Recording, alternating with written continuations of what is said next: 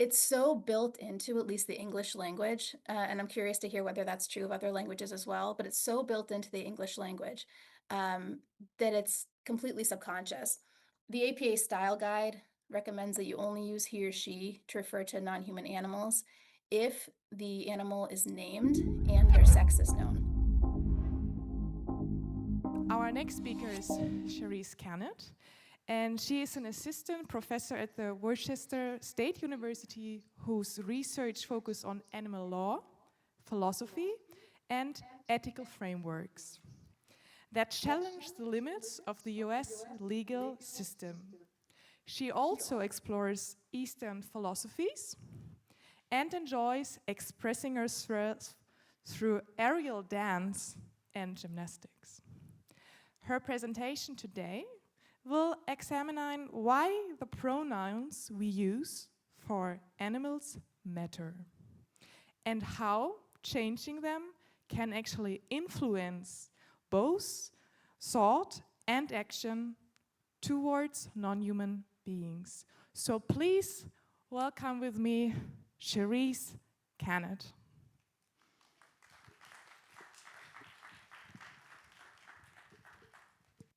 Hi, everybody. Can you hear me? All right. All right, that looks good. So I'm really sorry I'm not there with you in person this year. We had a unexpected death in the family, and I had to stick around here in the US. But I'm really happy to be in front of you and to participate in some way again. So as was said in the introduction, this current project that I'm working on is the importance of animal pronouns, which is part of a larger project I'm working on, which is not yet completed, about the importance of language and the words we use, and not only how that influences us on psychological levels, but also how this being careful with our language has the power to affect legislation, court decisions, and real world consequences for the animals that we're trying to help. So let me see if I can get my presentation to work. There we go. So, in a nutshell, I'm starting off with something that's been, I think, well demonstrated in linguistics and psychological linguistics, which is the idea that language doesn't just describe a static reality, but the language that we use actually changes and creates reality. It changes how we perceive things, it changes how others perceive things, and that language is really central to this project. There has been some research done in this in the animal realm, and I'll explain a little bit about that. However, most of the research done on this has been in feminist and gender studies that show the very deeply connected ties between the words we use, including pronouns, to power dynamics between different groups and perceptions of value between different groups. So, animal scholars have done a little bit of work in this area. So basically, what ethics scholars have done is say we shouldn't be using inanimate pronouns for other animals, at least not sentient other animals, depending on who you ask. We should be using, in English anyway, he, she, or they, not it. There's been a lot of arguing in that direction that I don't need to repeat, but I think all of you are probably already amenable to the idea that we shouldn't be calling other animals it. So what I'm trying to do in this presentation, which is a paper that's coming out in the Journal of Animal Ethics in a couple of months, is basically tie in some psychological research to that, bringing some evidence that actually the pronouns we use do really matter, not just theoretically, but practically in the real world. And also trying to basically highlight that this, I believe, is an underrepresented avenue for activists to make some change.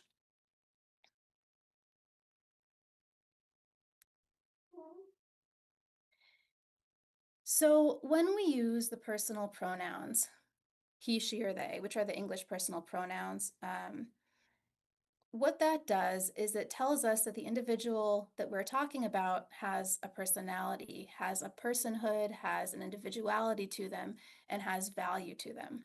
They're not just some kind of object that we can use as we like, but they have they are a creature to whom things matter, right? It encourages empathy from the speaker. When we use the impersonal pronoun it, this does the opposite. This encourages us to think about the other as an object who doesn't have any value and who can be manipulated in any way that we like. We see this historically with many oppressed groups over the course of history being referred to with the pronoun it. This has happened to Jews, to people kept as slaves. It happens often nowadays to prisoners, and there's some interesting research on that. It happens to transgender people and other oppressed groups in an effort to take away the status that they would otherwise enjoy and make it okay for us to treat them as lesser than. One thing I was trying to find, and if you know of any, please let me know, but I wasn't able to find any research that talks about how people who choose to be referred to with the pronoun it, how that affects them or the speakers that are talking to them. But certainly today the word it is ubiquitous when we talk about other animals. And we certainly oftentimes people talk about other animals as objects and think about them and treat them as objects. Now, whether this is conscious or unconscious, the connection between these two things I think is really important to acknowledge and to address. Carol Adams said in 1990, the generic it erases the living, breathing nature of animals. Because of course we know they're not its, they're individuals. Whether or not they're legal persons is a further question, but we can all agree, right, that they are individuals. I clicked the wrong thing. Here we go. Okay. So one thing that I'm doing here is I'm looking into research about gender distinctions because there's a lot more research on this, as you might imagine, than there is when it comes to words we use to refer to other species.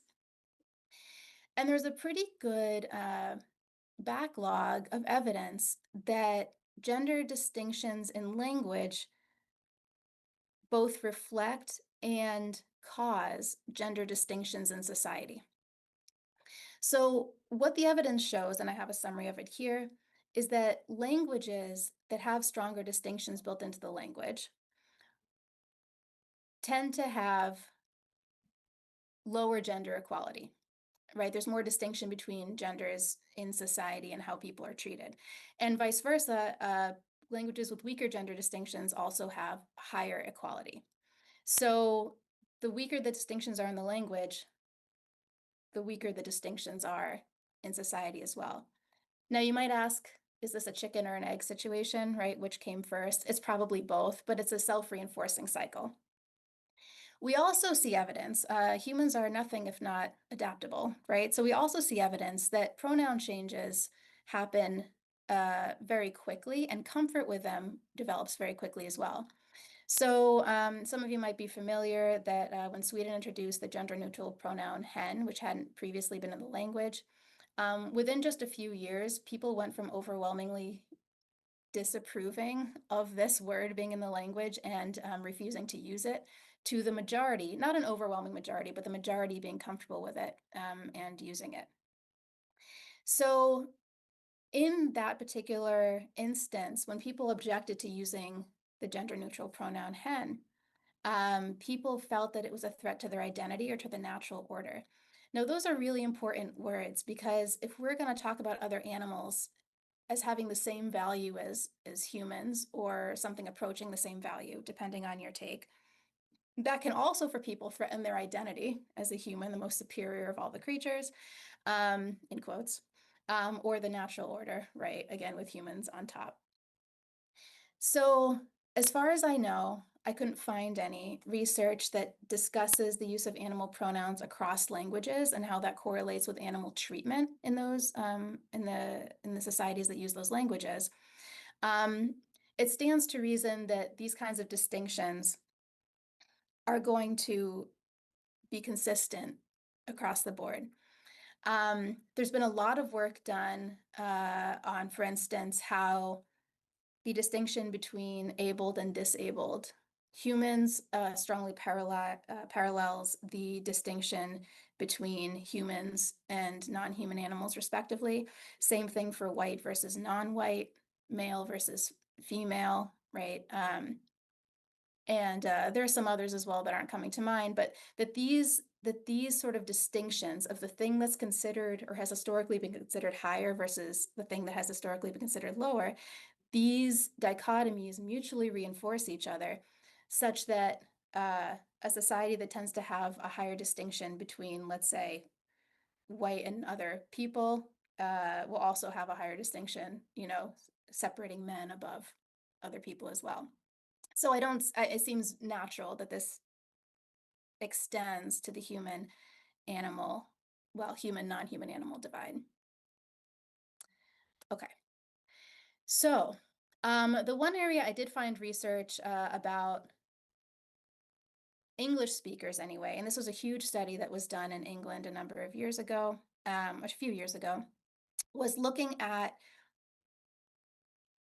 an unbelievable amount of literature, millions and millions of pages of what pronouns people use to refer to certain animals. And basically, the conclusions are more or less what you would expect, that most often people use personal pronouns, he, she, they, to refer to dogs and cats or other companion animals. Um, Least often to mass farmed, sort of faceless animals. And then somewhere in the middle were animals that got a lot of fame. So, for instance, I have examples here that when Harambe the gorilla, I don't know how many years ago that was at this point, 15 years, when he got famous briefly, most people were calling him he in media, in the literature, as opposed to it. But there's definitely a correlation between familiarity and perceived value and which pronouns we use.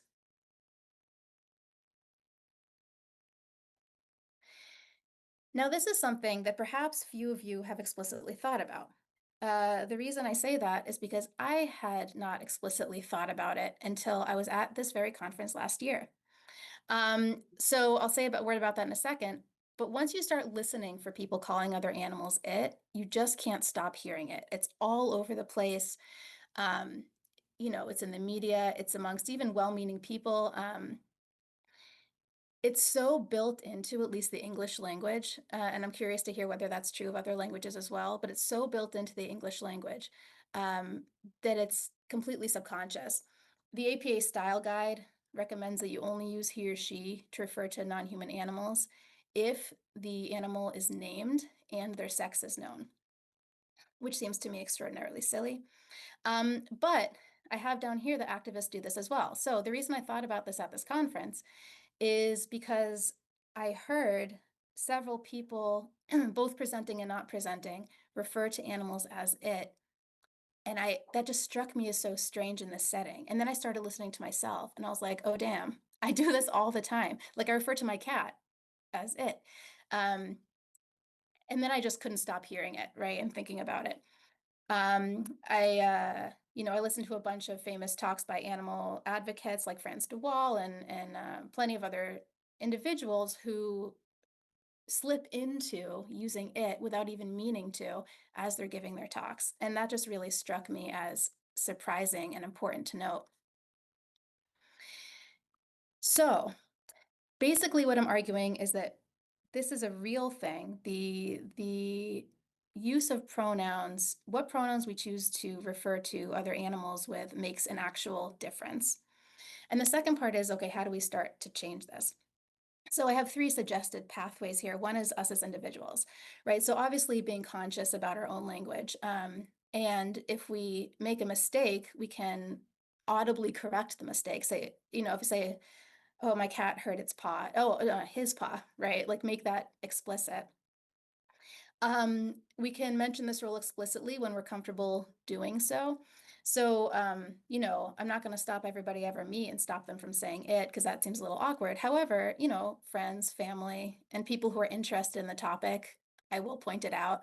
And they all deny that they do it. And then I point it out when they do it and they're like, oh, so it's interesting.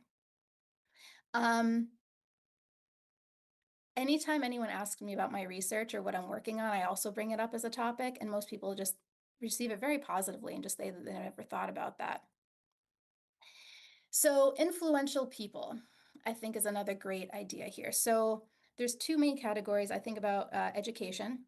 So there's a lot of research that shows that empathy can be taught to children. And there are some countries who are explicitly teaching empathy in the classroom now. There's also evidence that learning about animals increases empathy towards animals.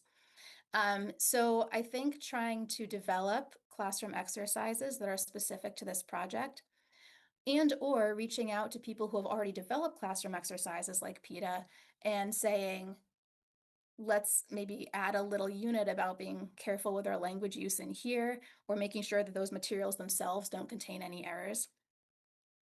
We can reach out to our local teachers. If you have kids in the school system, you can talk to your teachers privately. Um, but giving children the chance to think about this and be aware of this early on, I think, is important. The second thing I have here is media. So I think we should be, as activists, petitioning style guides like the APA, like dictionaries and so on, to change what they recommend for pronoun usage and to use pronouns in the way that they should be used. I also think it would be wonderful if we contacted local news anchors, animal-friendly websites, right? Any sort of publicly facing individuals, celebrities, if you happen to know any, to make sure that they use the correct pronouns when discussing other animals. Because a lot of this, as we learned from the Swedish hen story, a lot of it is just familiarity. If you hear animals being referred to in that way, that subconsciously seeps in, and it might change how you speak, but it also might change how you think.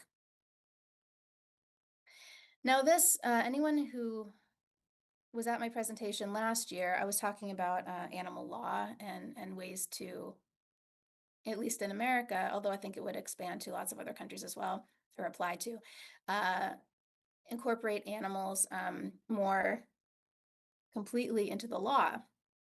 So this is kind of a pet project of mine here. But what I think we should also be doing is whenever we have animal-friendly legislators, and this will apply more to civil law societies than common law societies, although it can also apply in a lesser way to common law societies. But when we have animal-friendly legislators, like for instance, in Connecticut, there's something like 3 out of 100 of the local legislators that really care about animal protection and legislation.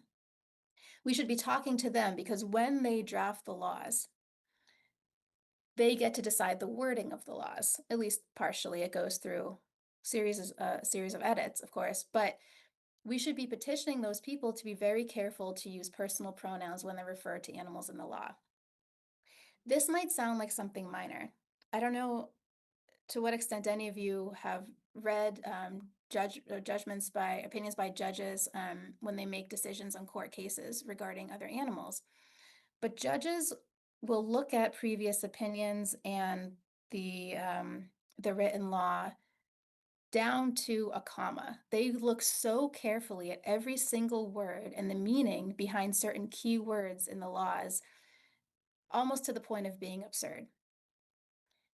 If we had personal pronouns in the laws or even in judgments from animal-friendly judges, when further judges went to read those laws or opinions, they would see the word he instead of it, or she instead of it, right? They instead of it. And in those cases, the judges think, what did the legislature intend? They call it legislative intent. What were they intending when they passed this law? Were they intending to interpret a dog as being something akin to a human in value, or were they not? And little changes like that, I believe, really would go quite a long way towards changing how judges interpret the law when there's a case that comes to them about how certain animals should be valued under the law. And I have an example here where Medlin v. Strickland is a case that I find interesting in other ways, but there's obviously some confusion because some people will use he, she, or they to refer to animals in 1 minute and then switch to it in the next moment. Although that was a case where the judge was very favorable to protecting animals more thoroughly. I pressed the wrong button again. All right.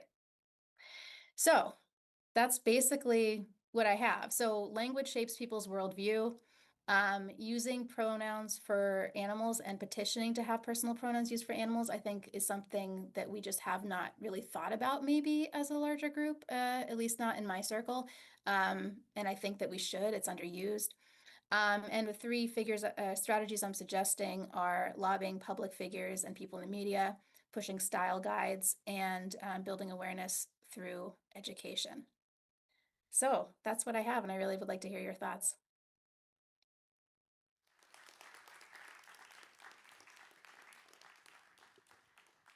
Thank you a lot, Sharisse. We have like about 20 minutes for questions or discussions. Are there any questions? No questions?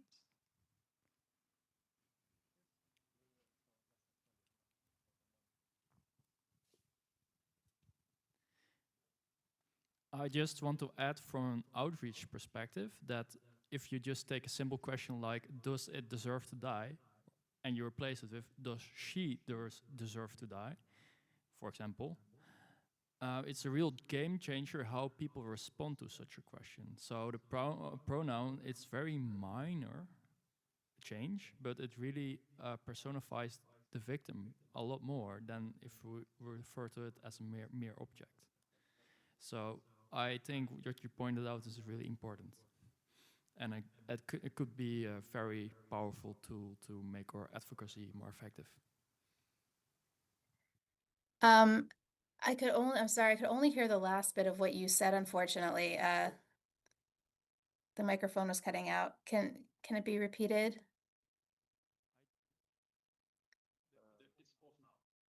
I still can't hear, I'm sorry. Hey? Okay. Yeah, now it sounds better, right? Okay. From an outreach perspective, if we start to use pronouns instead of it really changes the way our message comes across. For example, if we just ask people, we ask them, does it deserve to die? Or if we ask them, does she deserve to die? It really changes the way people perceive the victim. And the only thing we change is a pronoun, but how people process the question is very different. And so, yeah, I think your point, what you bring up is very powerful in my personal experience in using more pronouns for the victims. And I think we should be more aware of the pronouns we use. So, yeah. Absolutely. Yeah, thank you so much. And if anyone is interested in sharing some of their personal experiences like that, I might be able to include that in a future project. So I'd love it if you sent an email or something along those lines. Anyone else having a question or wants to add a point? Then I give to Marcus.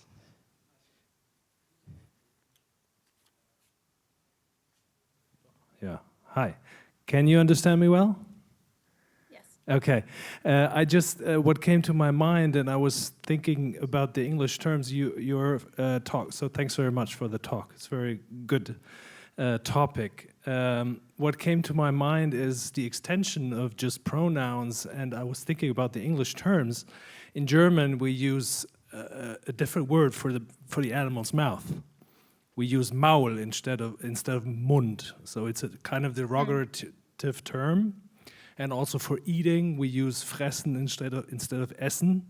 So this could also be extensions. I don't know if there's English equivalents to that, but in other languages, we use other terms when the animals are doing it, or for their body parts, which also go into the same direction of the discussion, or the same. Yeah, same thing. So we could say an animal is eating. In English, I don't think there's a differentiation. You say the animal's eating. In German, we do differentiate between if a human is eating or an animal is eating, and it has a negative connotation with it. So we can also start using those terms for the animals. That's my addition. Yes. Thank you. That's great. That's great. And I know about 5 words in German, so thank you for that. Yeah, I mean, in English, and I'm sure a lot of you have thought about this, when people call dead, pig parts pork or something like that, right? That's obviously intended to separate the individual from well, the human individual from the animal individual. Yeah, so I'm sure a lot of you have done things like you say, oh, is that, you eating dead pig there or something, as opposed to trying to use those words. Yeah. Yeah, I guess sometimes it's even the plural s. If we talk about chicken or chickens, if we talk about fish or fishes, Right. that's something very simple. Yes, thank Absolutely. you very much. Thank you. Is it? Oh, it's on. Thank you. Hi, Sharisse. Thank you so much for Hi. your talk. My name is Oksana. I'm Ukrainian, and in Ukrainian language, I actually never heard like people to talk about animals as if they are objects. I mean, people treat animals like objects all the time, something to use, something to sell, to eat. But we always use some gender-based pronouns or pronouns depending on like the amount of animals you are talking about. It's either he or she or them, but I always like people often misgender animals, and I already had few cases where it influenced animals' well-being really badly. For example, I adopt hamsters all the time. Like for last 6 years, I already there's been 5 hamsters living with me, and I usually adopt them from people who don't want to live with them anymore, and give them out for adoption. And for some reason, they always suggest that hamster is a he. And for example, when they take hamster to a shelter, they are like, he is he, it's a hamster, it's a boy. And volunteers just place all the hamsters that were brought in as boys. They put them in one cage. And from 5 animals, 5 hamsters that lived with me, 3 were actually girls. But in a shelter or when they lived in some, I don't know, foster care, they lived in one cage, boys and girls. And it's like, it's a risk of animal getting pregnant. And when I take hamsters to the vet is like immediately, no, it's not a boy, it's a girl, and they need more medical assistance because female hamsters are more prone to, I actually don't know how to say that in English, but different diseases of, I don't know, reproductive system.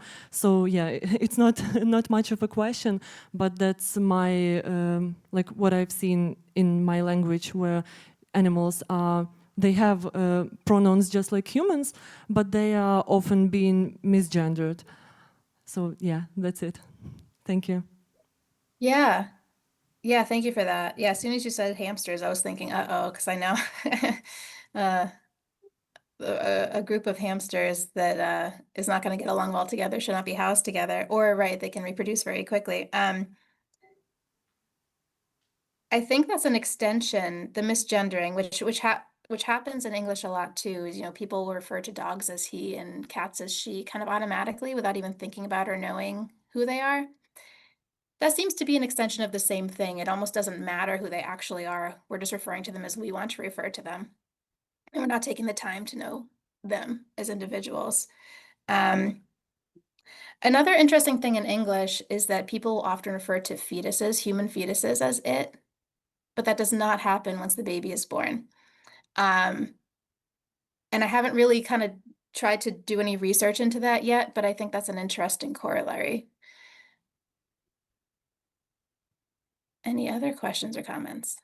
I have a question or also a comment. Like, I live in Finland, and you were talking about Sweden. So you were talking about the hen they're introduced like recently.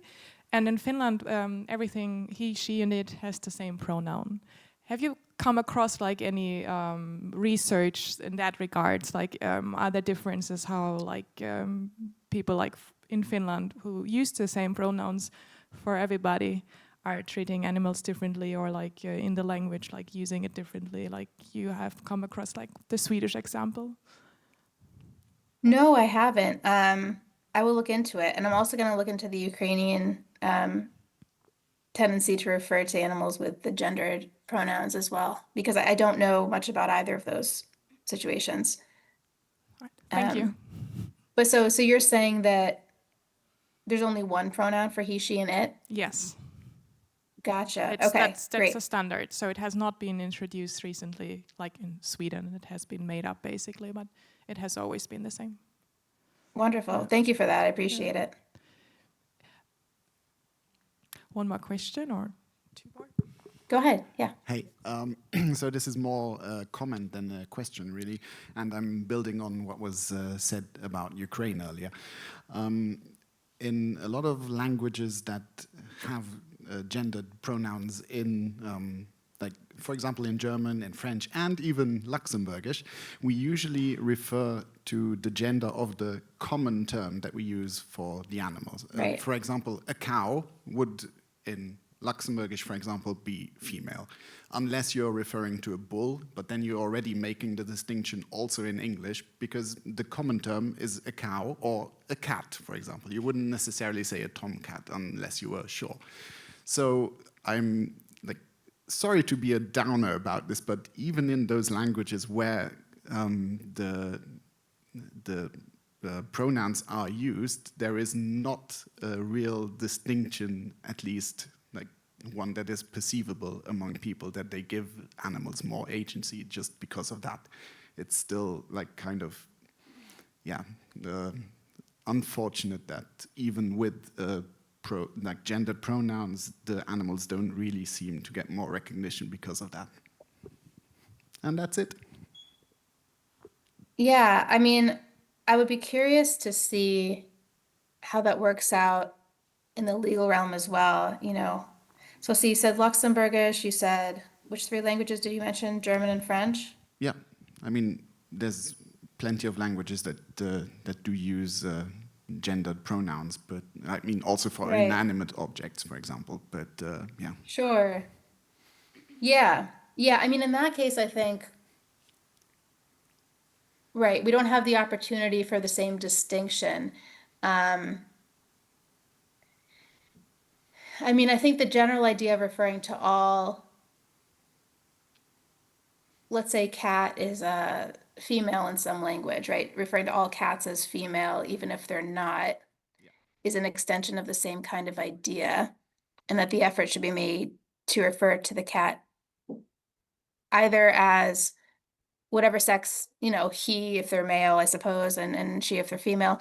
But also you could say something like the cat hurt his or her paw or something along those lines to highlight the fact that this is an individual who does actually have a sex, even if we're not making the effort to get to know it, might be something that would be helpful in those languages as well. There are But actually thank you for that. there are actually in some languages, like we had talked about German before, the distinction between the cat as a she and the kater as a he, which he was talking about the tomcat. And so there would be a distinction talking about those, like we talk about she is sick and he is sick, and we have those different names for them. It's not for all animals, but there are a couple of animals who have those different names, like deers. There are also distinct in their names for females or males. Yeah, thank you. We have another question here. Yeah. It's actually more in addition to what you said earlier than an actual question. It was super interesting when you said that about pork being kind of like making a division between what you eat and who it actually is. But additionally to that, like pork and beef and mutton, those used to be like words or are words of French origin. So there was also like a class decision there. And I just find that so interesting that it was like the French word, which is like the higher register word, quotation marks here, of course, was the word that was used for the so-called food, whereas the indigenous Anglo-Saxon word is the word that was used for the animal. So the people who worked with the animals and killed them provided the word for the animal, and like the higher class language provided the word for the food that ended up on the table. So I think that just shows like beautifully how all of those power relation things and social asymmetries are linked. Just wanted to add that. Yeah, I appreciate that. I'm gonna look into that as well. Yeah, right, because they're further, the higher class, quote unquote, was further removed from the individual animals and from the killing, right? From all of it. Right. Thank you. Okay, we have time. We have time now for one more question at least. Yes, hello. Thank you for your really interesting lecture. I was wondering if you heard about the situation in Germany, for example, that last year there was the situation about non-binary people, usually in Germany, are referred to like with this gender star. So there's kind of a way of gendering like queer or non-binary people. And for example, in Bavaria, the conservative government actually made this legislation that in public offices or in schools, this kind of gender-just language is not allowed to be used anymore. And I wonder if you also looked into backlash against gender-just language and in correlation with animals also. No, I didn't. But I'm writing it down and I will. Yeah, well, that's awful. I'm sorry that happened. But thank you. Thank you for sharing it. Okay, we have time for one more question, if there is a question. If there's no other question, I would like to thank Sharisse for her talk and have a little applause again for Sharisse. Thanks a lot.